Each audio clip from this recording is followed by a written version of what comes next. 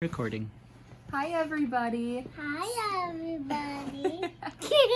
I am Emily's mom, and last week when you guys were supposed to have preschool, I was supposed to come in and read you guys a couple stories. But since we didn't have preschool last week, Emily and I decided that maybe it would be a good idea and it would be kind of fun if we made a little video reading the two stories that I was going to read anyway last week. So we each picked out a story. I picked out one of our favorite stories to read called Charlotte the Scientist is Squished. And then Emily wanted to pick out, do you want to say what it is? You don't want a unicorn. You don't want a unicorn. So we're going to read my story first. Charlotte the Scientist is Squished. Charlotte was a serious scientist. Protective glasses, a lab coat, and a magnifying glass. I can't see. You can still see, honey. Were her essential scientific equipment, plus a clipboard for important notes. Charlotte solved problems by conducting experiments that followed the scientific method. So the scientific method, you make a question, and then you have a hypothesis, experiment, observation, and conclusion. Oh. And Charlotte had a problem. She was squished. She was squished at the table. She was squished in the tub, and sometimes she was even squished on the toilet. Ugh. It had become impossible to conduct her experiments. Her test tubes were taken, her beakers got broken, and her specimens were spoiled. Charlotte needed some space. Time to use the scientific method. Was lost eels. You'll see in a minute, okay? Step 1, ask a question. How can I get some space around here?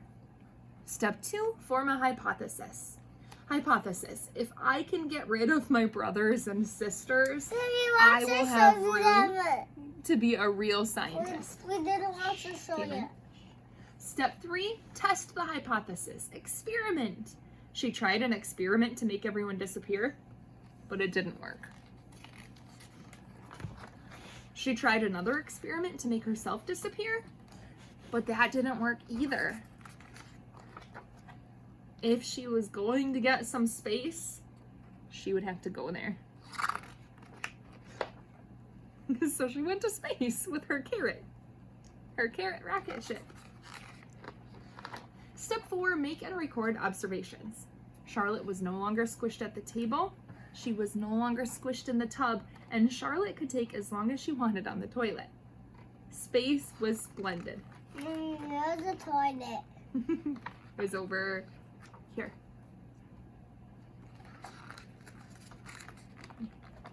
Step 5, draw conclusions. She had all the room toilet in this one. There's not a toilet in this one. She had all the room she needed to conduct very important experiments using her protective glasses, lab coat, and magnifying glass. Her test tubes were tidy, her beakers looked brilliant, and her specimens were sparkling.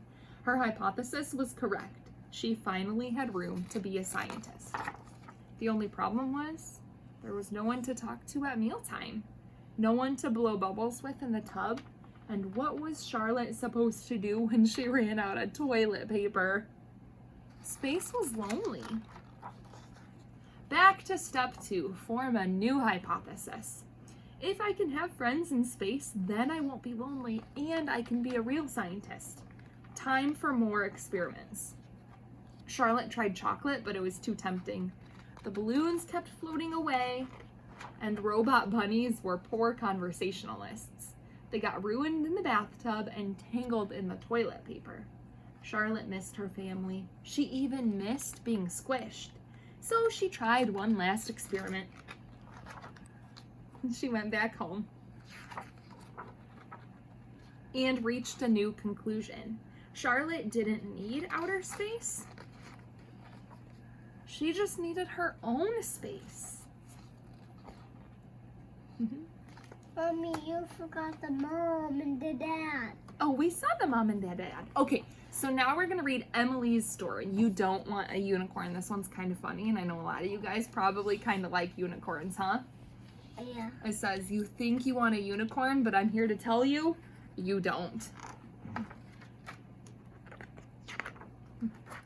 Wait, you were gonna wish for a unicorn, weren't you? Wishing for a unicorn is a big mistake. Just step away and... Uh-oh. Things are about to get... Poof! Ugly. Trust me. Sure, having a unicorn seems fun at first. Alright, super fun? Fine, it's awesome, okay?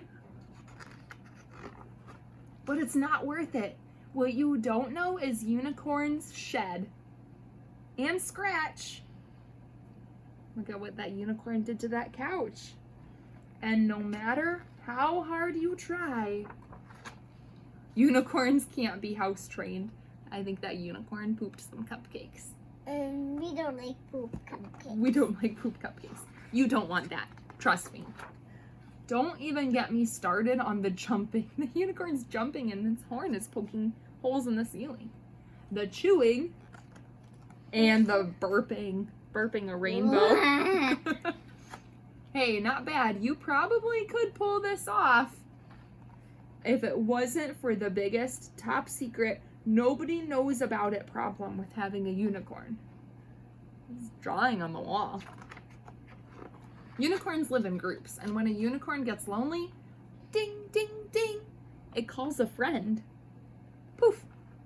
No, right when you're thinking this could be double super fun, poof, there's another poof and another poof and another. Great, you've unleashed the most destructive force in the universe. A unicorn party! Oh, no! I told you. Why didn't you trust me? Okay, grab your piggy bank, run! You have to wish them away. Plip, plip, plip. Poof, poof, poof, poof. Whew. Yeah. That one needs to go back too. It's for the best. Trust me. So we give the unicorn a hug. Bye. Flip. Poof. Aw, cheer up. You could get a goldfish or a nice rock or...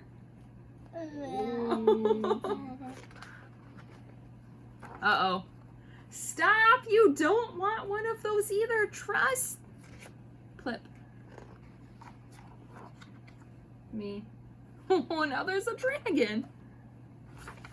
So thanks, guys, for joining us for our story time. I know Emily misses all of you at preschool, and we wish we could have done this in person. So until we see you again, bye.